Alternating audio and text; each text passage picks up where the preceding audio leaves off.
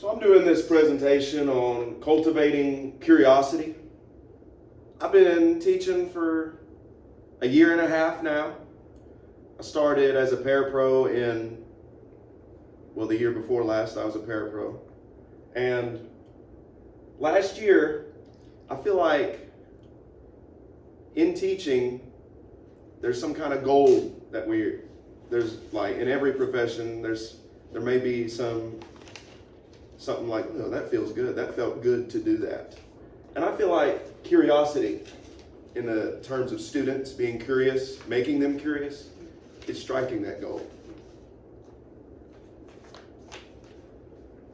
And when I did that, I felt like I did that last year with a few kids, and just been wanting to get that feeling again. Like that is. So I thought about this WWE session about cultivating curiosity. In this presentation, I hope to remind everybody about the fundamental value of learning and tell some strategies in which to create an environment ripe for learning and inspire mindsets and ideas for new teachers like myself and veteran teachers as well. And I think this WWE session type deal is a great opportunity for people like me who are just green, very green, to have a chance to speak to every grade level and get some new insights and provide some insights from somebody who's very new, very green. So I'd like to start with, we know this, we all know this. The word cultivate means to prepare, to create conditions for growth. I watched a documentary that kind of led me to this word cultivate about this doctor who was growing mushrooms. And with those mushrooms that he was growing, they were like for medication and things like that. You don't just need the mushroom, and you don't just need to plant the mushroom. You need everything. You need the environment to fit. You need proper handling, proper care. You need to know what kinds of fertilization and things need to go into growing that mushroom. All that stuff goes into growing a mushroom and other plants as well. I got these pictures of these plants because they need an ideal environment to grow. And I feel like it's the same for kids. It's not just a teacher and a kid. It's everything. It's the room. It's the environment. It's the air that they breathe. It's every little noise. It's the music. It's every nuance. I feel like, let's go into it. The classroom, a lot of kids, they act like the classroom is a prison.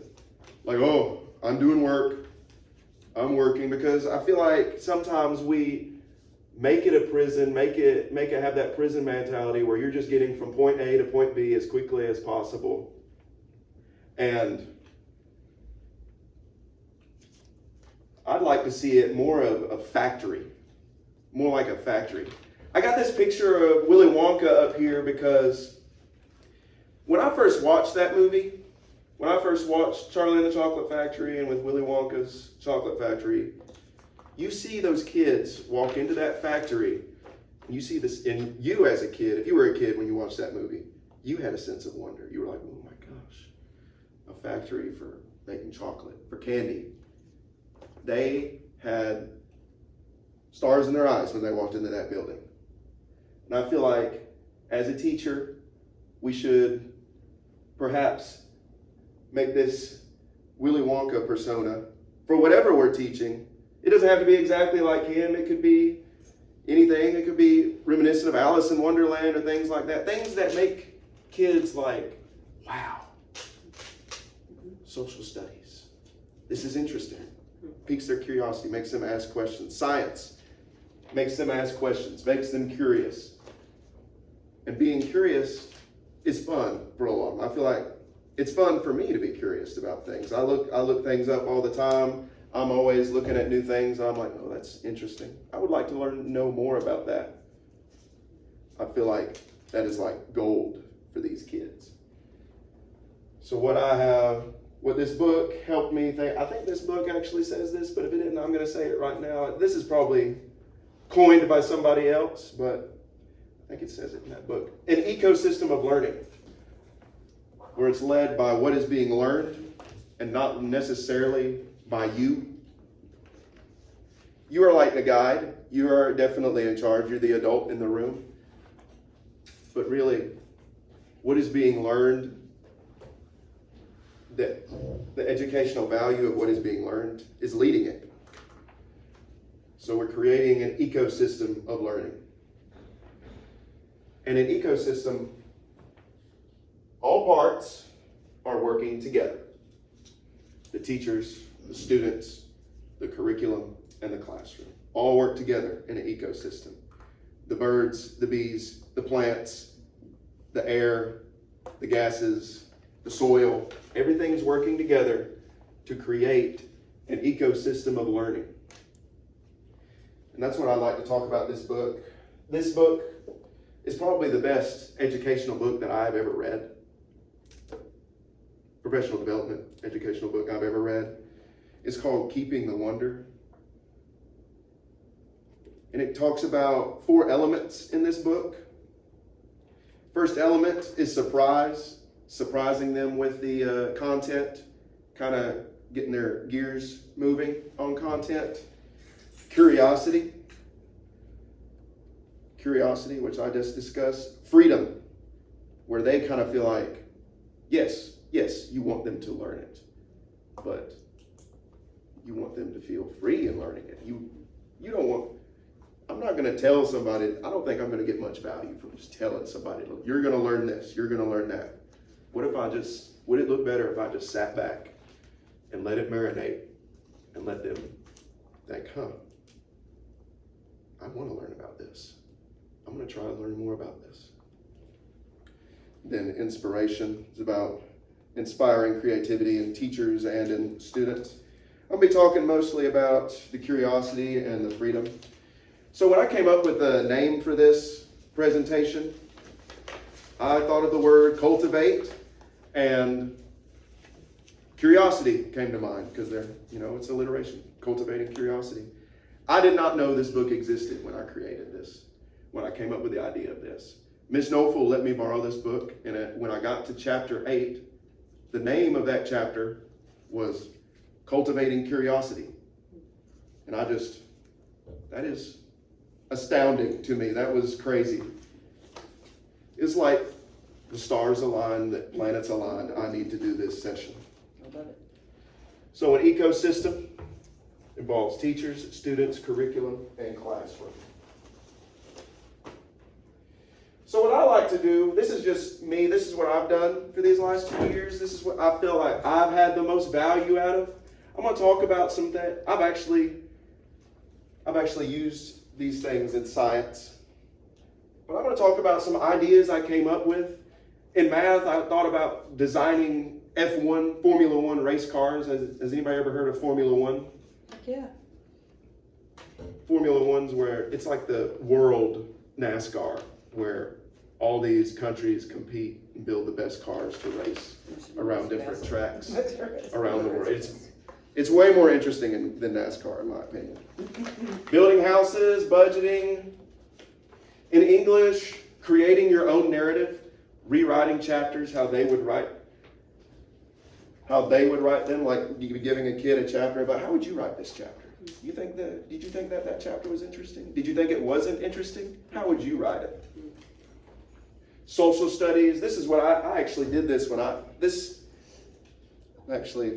social studies wasn't my favorite growing up, but social studies, I remember this lesson. It's ingrained in my mind because it was just so awesome. It was so interesting. Students become their own countries with their own set of rules, resources, and religions. I remember when I was in school, I was a country like Cuba. I had all these resources that everybody wanted, but I was a real small country, and everybody wanted my resources, so I was doing trades with everybody. It was interesting. I was really into it. and I wasn't very into social studies. I also have it where students role play if they are surviving in horrible conditions of different parts of history. In science, I've actually used these, I think. I've used all three of these. Create a science museum for students to explore. I think every class could do a museum where you have exhibits and they go through each exhibit. It's like a gallery walk. I think you could do at least one museum a year. And every time I've done it, even the kids who like to act all tough and cool, like, oh, I'm too cool for all this, they fall in love with it. They're looking at these exhibits and they're like, yeah, that's it. They're sitting there, they're into the lesson. They are into it. And I also made one where students drill through the layers of the earth. Talking about the layers of the earth, I'm like, okay, I actually want them to go to the layers of the earth. So it was kind of similar to the museum, where my low budget, I put posters up what I think the layers might look like. Fiery ball for the core, the mantle, a lot of lava, the crust. They're drilling through the layers of the earth and writing about it. And where I felt like, and I did this one this year. Let students truck across the universe. This was an experiment because I was thinking like, I just got my CDL at the time, and I'm just sitting there thinking like, man, there's so much, these commercial vehicles are so interesting. Like, how can I turn this into a lesson that would be like, hey, these kids are truckers, trucking across the solar system. And this was kind of an experiment. I was like, this is a little far-fetched. I've never heard of anybody letting students become truckers, designing their own trucks and driving, having their own teams. So that was an experiment and a mock. I've also done a mock trial. I feel like you could almost turn anything into a mock trial. I did a rock trial this year with the rock cycle. The sedimentary, metamorphic, and igneous rocks. They had to defend to me that their rock was igneous. And a lot of them had a lot of fun with it. So those are just some of my ideas for the different core classes. Y'all are in agriculture and art. Mm-hmm. Art is like, you have a lot of freedom, I feel like, with a lot of creativity. I feel like you could do a museum with y'all's things as well. We're doing parade floats for our National FFA would come to, so we're going to have these floats all displayed in the windows of the library too, so it's like a museum. Yeah. You could do like an art museum or something like that. A connections class, especially fine arts, but in this area, agriculture, I mean, these are classes that are teed up to blow kids' minds. Yes. They're teed up to do that, and they do it. I mean, I love going into both of their classes, in Miss Waters' classes, it's like an inescapable environment of feedback. You can't escape it because she's always circulating. The kids are always expressing themselves artistically, and it's self-differentiated. She's got these stations where they can pick during their free art time, pick a different station, whether it's working with beads, whether it's working with cardboard, and she's circulating and just constantly picking their mind and giving input. It's like an exchange of, I mean, it's curiosity personified, so it's really something else. Yeah. And it's great because they're finishing their SAU projects for me in art class. Yeah. Which is great. Yeah, so that kind of collaboration is what it's all about, so. And we get plans into this month. Let's go. So actually, I'm moving on to the student side of things. This is something that just got my head thinking. I watched the movie F1. I don't know if anybody watched it. Mm-hmm. That movie was probably the best movie last year, in my opinion. Mm-hmm. But it got me thinking, like, these kids, they want ownership. They want to own things. They don't want me just telling them what to do. They kind of want a little bit of ownership. And rather than fighting against them wanting that ownership, why don't I give them ownership of something that I want them to have ownership of? Sure. So with that Space Truckers thing, I give them their own teams. They have their own teams where they have their own job. Each of them has their own job. I'm taking ownership of my own job. They have the captain. I'm the captain. Kids that are the captains are the captains. There's drivers. They're measuring the distances between different planets as they're going to them. And then we have the loader. The loader's writing down the different space rocks and things that they're getting on all these planets. And they're documenting the atmospheric conditions. So they have ownership of their own jobs in that one lesson that I made. But I feel like you could make ownership with just about any of these lessons. I mean, you could, in a museum, you could have, instead of the teachers be the tour guides, you could have some students be tour guides. You could give them their own jobs. I believe they remember it more if they have something of their own while going through the work period. Ownership. We all want to own something. And that's just a picture from F1. I got the idea because to me, I was looking at this and I'm like, that could be a bunch of middle schoolers working one job. They all have their own jobs. Some of them aren't as glamorous as the others, but they have ownership of that job and they're getting fulfillment of it. This slide's talking about the classroom environment. I feel like there's two objectives. I feel like you should drive home what you're teaching, and it should kind of reflect you. So this is an example of one of my exhibits. It's kind of a bad picture, but I did a fossil exhibit in science class where they're looking at an environment that's kind of the opposite of the environment that fossil would probably live in. And they're telling me what kind of environment that fossil lived in. They're trying to tell me what that is, first of all. They're describing it to me with an observation. They're describing their environment that it's found in with another observation. And then they're giving me two inferences. They're giving me an inference on what environment it likely lived in and how that environment changed to cause it to die. And I used this lesson this year, I used this lesson last year, and I feel like last year I was being observed by Miss Bandy during that when I did this lesson. And I'm sitting there, my mind is freaking going everywhere. I'm thinking, oh my gosh, what's going on? What's going right? You know what I'm saying? And then I'm sitting there and there's a kid named Zeke Smith. He kind of acts a little cool every once in a while. He wants to be with that cool crowd. He's like, man, I don't want to do that. I'm sitting there with Zeke, and he's sitting there saying, this is so much fun.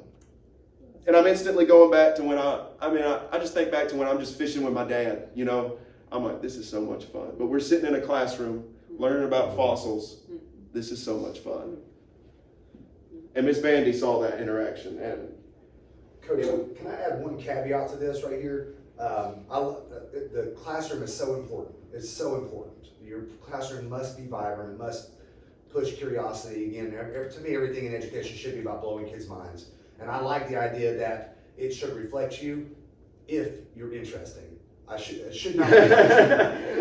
Because I'm going to tell you, we've got some well-meaning and good people that are teachers, some in this building, that are boring. And their classrooms should not be boring. Okay. You know, all they, if you're interested, they want to be seated at a computer, and all they care about is the Georgia Bulldogs, and you know, that's probably should reflect you. Valid. Yeah, I'm a Georgia fan, so that is valid. Well, I feel like this reflects a 2-year teacher that doesn't have a big budget, that wanted to create a big poster and, you know, have a fossil of a dinosaur or a prehistoric animal like a saber-tooth tiger. And you're an interesting dude. I mean, you're an author. You're involved in martial arts. These are all you like aliens and science fiction. Those are things that kids love. You know, so your environment should reflect those things.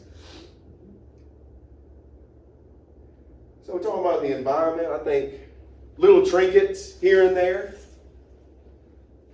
couldn't hurt. Little trinkets, like they're looking around the classroom, like, what is that? What is that thing? What does that have to do with anything? Maybe that has to do with a future lesson that we're doing. They're like, what is that? What is that little skeleton over there doing? Ambient decorations, set the mood. In that science classroom, we've set up like stars going to planets and things up. It's kind of 3D. It's the first 3D thing we've done with these little lantern planets hanging from the ceiling. And an evolving classroom. I think a classroom that evolves throughout the year. with the lessons. Maybe the decorations that you use for that lesson. Stay. They go somewhere, they can't stay in the same place they were, but maybe you put them up somewhere and you think, hey, that saber-tooth tiger I had, his name was Max. And they're like, hey, I remember when we met Max. I remember when we met Dave. Dave's the crocodile that I had in there. Make previous lessons a part of the classroom. Yeah, constantly evolving. And I feel like evolving, I have kind of evolved from, I've noticed mistakes I made last year. Trying to throw away those mistakes. It's kind of hard, some of them. Some of them are harder than others. It's not cut and dry, throwing away those mistakes. Realizing mistakes I made this year. Constantly trying to grow, constantly trying to evolve. I threw away that whole Mr. Halenar deal. Kids can't pronounce it. I'm going to Mr. H. Set my pride aside, go by Mr. H. And yeah, they can pronounce a letter more than they can pronounce a super long last name. So I have this slide right here is the second to last slide. Y'all deal with every grade level, so it's a little bit different. Yep. So what would you say, I guess I'll just briefly talk about each grade level. I haven't really dealt with the 8th grade group a lot because I was a parapro when they were in 6th grade. I've sat in the classroom. They seem like a very social group, like their social skills are very good. But that might be just because they're the older group. They're the 8th grade group. Their social skills evolve after years and years. I feel like that 7th grade group can be a challenge. But I feel like where they shine, honestly, where that group shines are the SPED kids.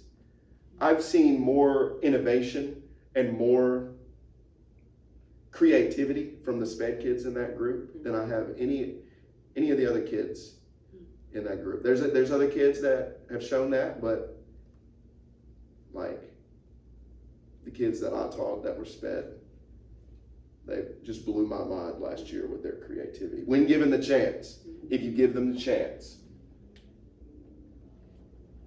And this 6th grade group, I feel like they really need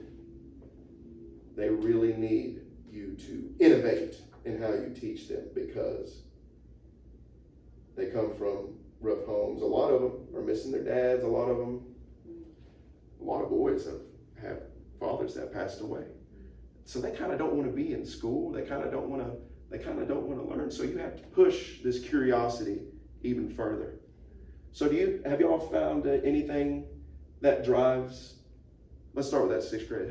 Have y'all found anything that drives the 6th grade group in y'all's classes?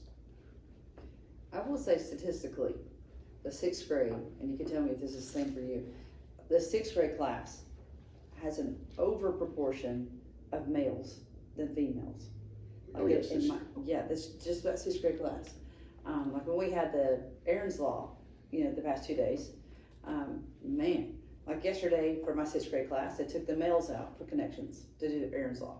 I had maybe 5 kids in my class, and the rest of 28 are male. So I'm just saying, there's a lot. There's a lot of guys. And I will say, so I've had to modify some of the way that I teach and innovate because I'm really pushing more towards the males because that's the majority of the room. Now I still, have things in there for females too, but it's one of those things of know your audience. And so some things for me that I have found, then I'll ask them, what are some things that motivate you? And a lot of them will say food. I'm like, okay. All right, so like we just did a Modern Marvel video. We're finishing up today about how cookies are made in agriculture and how the different components come together and how do we grow those components to get it to a manufacturer, and then how does it get from the manufacturer to actually, to your belly, and then actually pull out cookies, and they lose their mind. They lose their mind. So they're like, we're in 1,000%. So it's one of those things of food has really helped motivate them. We even do like animal identification every day or plant identification, and it helps them like stay quiet. They had to raise their hand if they know it. Then we learn some fun facts about it. But whoever gets that animal identification right gets a piece of candy. And you would think like that's not that big a deal. It's like gold. Yeah. So even just a piece of candy. So, and not everybody gets it. Just a person who gets it right. So, which is awesome. It helps motivate. What about you? What have you found? Especially in that specific group, looking good in front of their peers. Yeah. That's a big thing, so, So, yeah. what I was talking about earlier. Yep. Looking good in front of your peers, food, integrating food in lessons. I feel like you can integrate food in almost every lesson. Especially in ag areas. Yeah. Even if you can't, just hand them a little Pop-Tart or a popcorn or something, you know? That's the second. Any questions, thoughts, or ideas? I would say I really like this presentation. Oh, yeah. I think you're doing a great job, and I agree. And I think of anybody, any group that you're gonna have today that's already bought into it, it's connections. Because we're there, we're with you 100%, because we recognize like kids come to my classroom like, what the heck is ag? You know, what's ag? And then so we talk about all the things that are ag that I never even think was ag. Like in that video we're looking at, there's a flavorist. They pay somebody to make flavors. They pay somebody in this cookie factory just to grab 10 balls of cookie dough and measure it. That's a job. Right? They're like, I didn't know that was a job. I'm like, yeah, it's a job. But even things like, I want to go back to what you're talking about. I love how innovative you are and your mind works.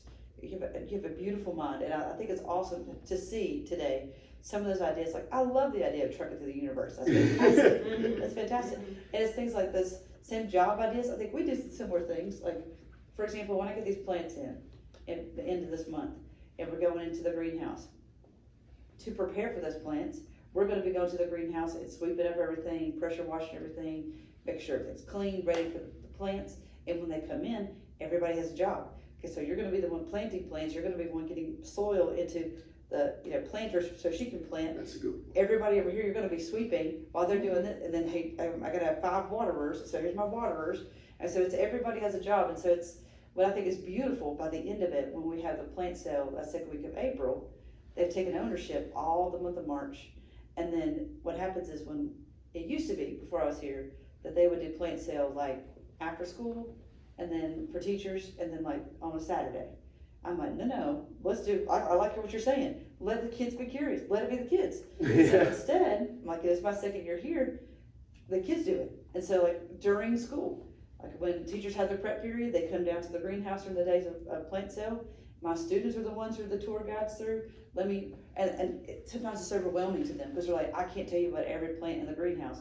So I'll just say, okay, you get portulacas and you get the hanging baskets. So you only have to know and be an expert about one thing instead of everything. Yeah. And so now when that teacher walks in, you have a tour guide who is my, needs attention, showing up for the peers, and they're gonna be my talker. Hey, let me get you to the next station. How about a portulaca? And then like, tell them about a portulaca. And so now they have this moment to be on stage and to show up for the peers and help sell, to help get this money in for ag, to help the ag program, which is great.